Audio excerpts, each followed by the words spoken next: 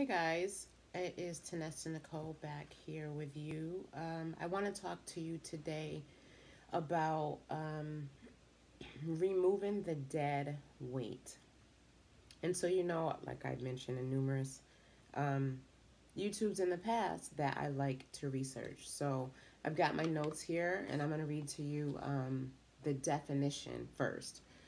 And so, dead weight. So, dead weight is defined as the weight of an inert person or thing, also a heavy or oppressive burden.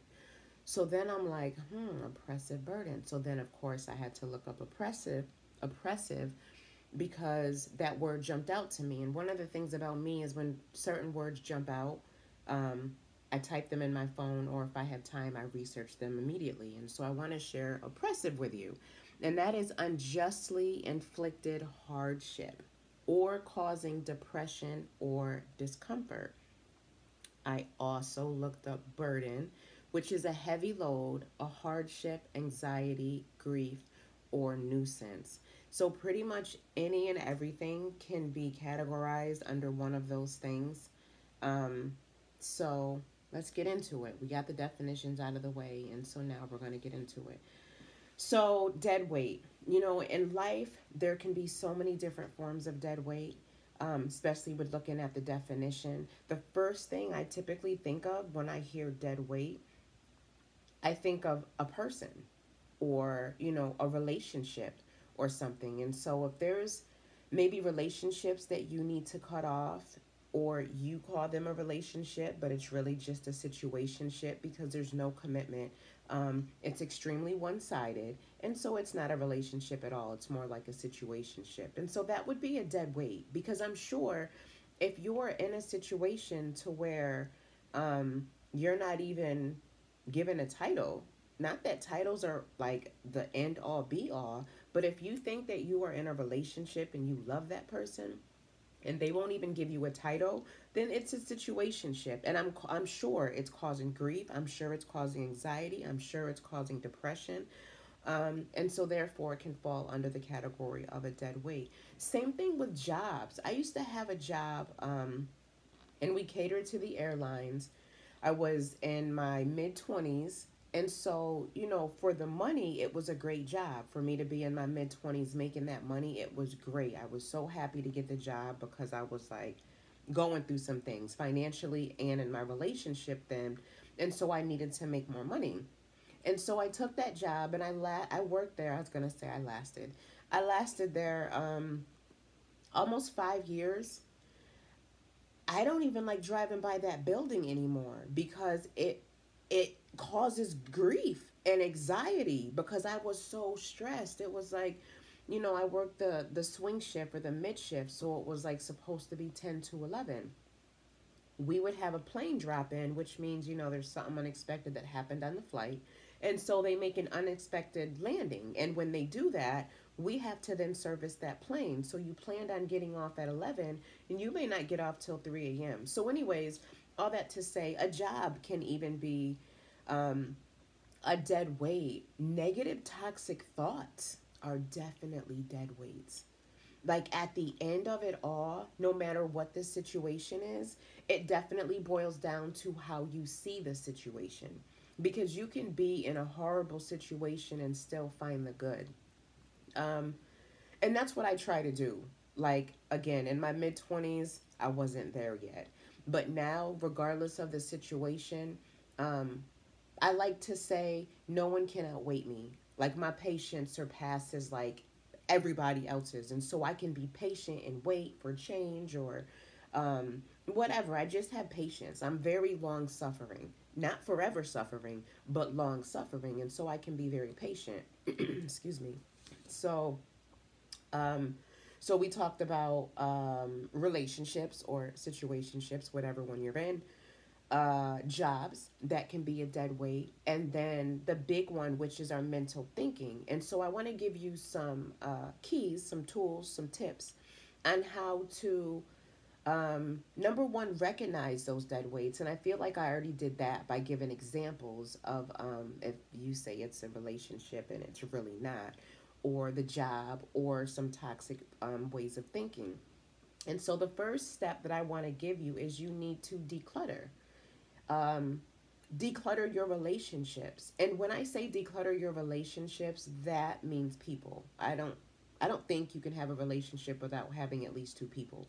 So you would be one, and then whoever else would be the other person. And so by decluttering relationships, um, what I did is I put all of the relationships out. Anyone that um, I gave my time to, I listed them on a piece of paper. The easiest way to do that for me was to look at my call log for the past 4 weeks, because I don't, talk to people all the time. And so within a 4 week time span, anyone that had a connection to me, I would be sure to either check in with them or they would check in with me within 4 weeks. So I went through my whole call log and looked at every single person that I talked to.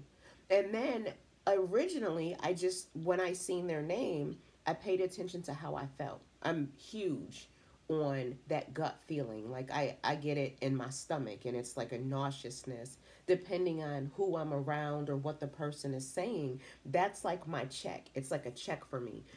And so a lot of people got decluttered out of my life. And it wasn't a rude, long conversation where I'm like being mean or belittling them. It was just I began to pull away, which meant instead of me checking in, say once a month, it was just like I'm not going to check in at all. And if they called and I was in the mood to deal with them, then I would answer. And if not, then I wouldn't. So that's one way. And the other thing that when I think about detoxing relationships, detoxing, decluttering or detoxing, but decluttering relationships, what comes to mind for me is I think about when I had my children. And with each child, whether it be the first or the last, I was very protective about their immune system when they were younger. And so, I didn't let people touch them. I didn't let people like get all in their car seat and talk to them. I didn't let people touch their hands. I would always put like their little mittens on their hands, sometimes because they scratched and other times because sometimes people would get to them before I could like say something and they would touch their hand. And so I would sanitize their hands right in front of them. So with that said, just like that is how you have to also look at yourself. If you're working on something new, then it's your baby. If something new in your life that you're trying to change or you're trying to work on, and it's in the infancy stage, then you have to treat it like an infant. And by treating it like an infant, you're not going to let toxic people, you're not going to let people come around coughing and sneezing and, being disrespectful in front of your baby. And so you have to do the same as it pertains to you when you're working on something. Secondly, you have to declutter your mind. Our thoughts are so powerful, so powerful, because what you think about long enough, you're going to say. And what you say, 100% of the time, you're going to get it. I mentioned this in past videos that you're 100% what you say, 100%. And the best way to know what you're going to say is by what you think. And so what I did for me is I started really taking note and thinking about what I'm thinking about. And I would write it down sometimes. And then from there, that's like called a jump off spot. So you write that down. Okay, well, I'm thinking about XYZ. And then from there, you would go and say, okay, well, why am I thinking about that?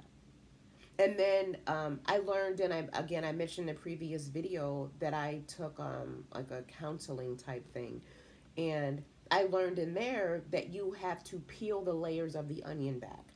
And so you go down like and say, well, like for me, it was, well, why am I thinking about that? And then, whatever I would get, I would write it down. And then it would be, well, why does that bother me? And then another thing I learned in counseling was to ask myself, is that true?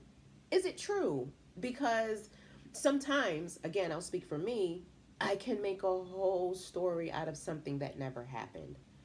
And I talked about that in a previous video. You can go ahead and check that out.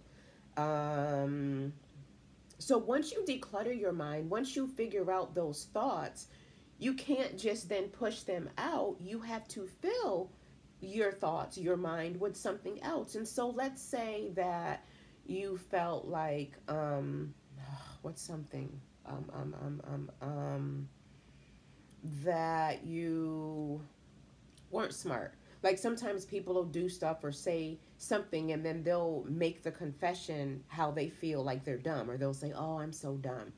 And it's like, don't say that. Like, that's something that I've never, ever had a problem with. And so, what I would say whenever I would say something or do something that I felt like was stupid, I would say, I'm so brilliant. Knowing that, that was not a brilliant thing, but I would say that because I understand how powerful my words are. I had someone one time, and they were just jokingly saying this, but I think I didn't feel good or something, and they said, "Oh, poor baby," and I was like, "No, no, no, no, ain't nothing poor about me. I'm rich." And so you have to even be mindful of what you allow people to say over you. My youngest baby was so healthy, like super, super healthy. The little bumble chairs that you get for the babies. He was like 3 months old. He didn't fit in it. So I bought it. And so we squeezed his little butt in there, his healthy butt in there, and we couldn't get him out. My husband had to literally put Vaseline on his legs, and I like held the chair, I think, and then he pulled him out because that's how healthy he was. And so, even there with me saying healthy, we had people, would come up to us and be like, "Oh my gosh, your baby's so fat." And me and my husband would correct them because no, at the end of the day, you're going to have what you say. Again, that's something I talked about in words in a previous video as well. And so the last thing I want you to consider is, how do you see yourself? Like, I want you to actually do this exercise, not right now, but I want you to get a piece of paper. And I mentioned before, always have your notepad and pencil because I like writing with pencil, and geniuses take notes. So have your pencil and your paper ready and sit down and write down, how do you see yourself? And if nothing comes to mind, because some people typically, when you see yourself in a negative light, you are kind of ashamed to say it. And so I want you to first, if nothing comes to mind, write down what what do you like about you? Like, anything. You can even start with the physical. Maybe you have amazing nails. Maybe you have healthy hair. Maybe you have clear, great skin. Whatever it is, I want you to start writing that down. And then I want you to write down 3 areas, only 3 or less, areas of opportunity that you have. And so, like, for me, because I like to make this helpful and really be transparent with you all, for me, my 3 areas most of improvement would be: number 1, procrastination.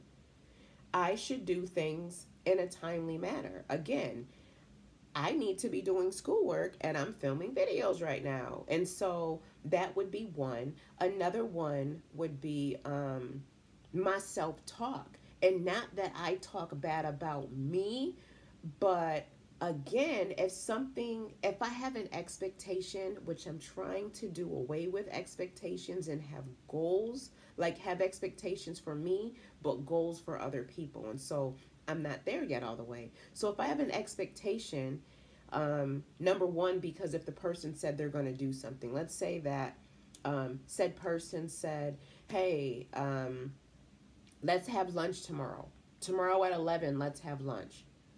And then you talk to that person in the morning and they don't mention lunch. And so how I'm wired, I'm not going to mention it either because I want to see if you're going to be a person of your word. And then they don't mention it, and then I don't hear from them until 8 hours later and it's past 11.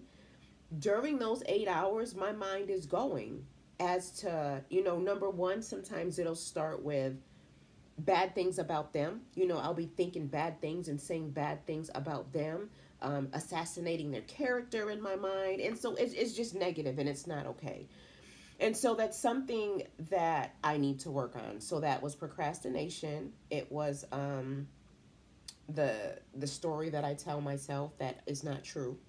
And what's a third thing that I need to work on? Speaking up more. Sometimes, like, there can be something bothering me, and someone can say, hey, like, you know, what's up with you? It seems like something's up. And I'll be like, nothing. Nothing. Nothing. And again, if you go back and watch my video, I Can Speak Now, those are still some signs of things from my past that I felt like, or I feel like sometimes what I have to say isn't that important. And so I'm just going to say nothing. But I'm learning, number one, that's a lie. If something's wrong and the person cares enough to ask you what's wrong, share with them what's wrong. So this is probably my longest video yet. Um, I think that's it though. I did want to leave you with a little spiritual snack. And so let's do, I don't know. I had some scriptures out and ready for you. 1 Peter 5:7. Let's do 1 Peter 5:7.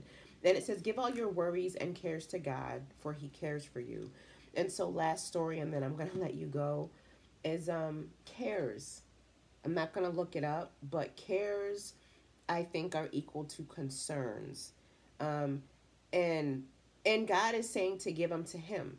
And so if he's telling you to give them to me, to him, then I come to the conclusion it's because I'm not built to carry cares. And so if I'm not built to carry them, every time I find myself with a care or a woe, you know, I always say, I'm going to give my woes to God. Then I have to do that. And I have to remind myself sometimes that I did that. And all that looks like is when I find myself worrying about something, I say audibly, you know what? I'm not God.